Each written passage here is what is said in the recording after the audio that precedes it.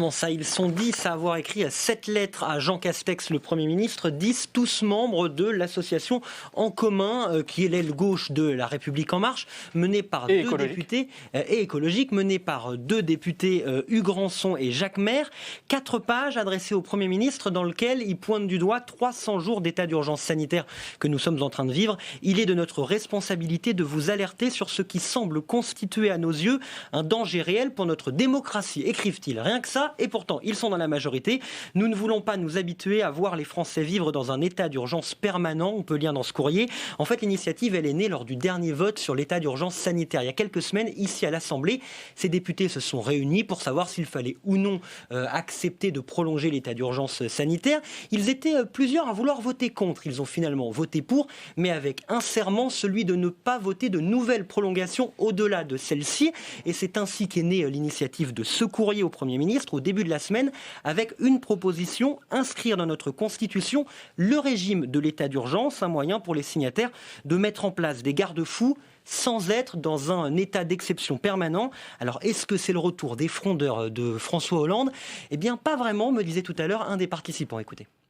La grande majorité de la population veut à la fois le beurre et l'argent du beurre, ce qui est normal, c'est-à-dire une politique efficace et éventuellement contraignante, mais proportionnée en termes de liberté, mais elle veut aussi un mécanisme de gestion du pouvoir qui soit équilibré. Et je pense franchement que quand on dit ça, on a avec nous, je dirais, bien sûr, la capacité de rassembler très largement, y compris au sein de la majorité.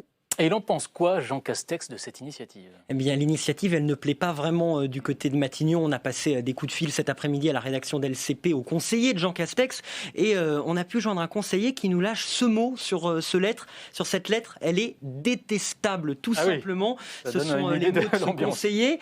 C'est dans la presse qu'ils ont même découvert l'existence de ce courrier. Il n'avait même pas encore été envoyé au Premier ministre.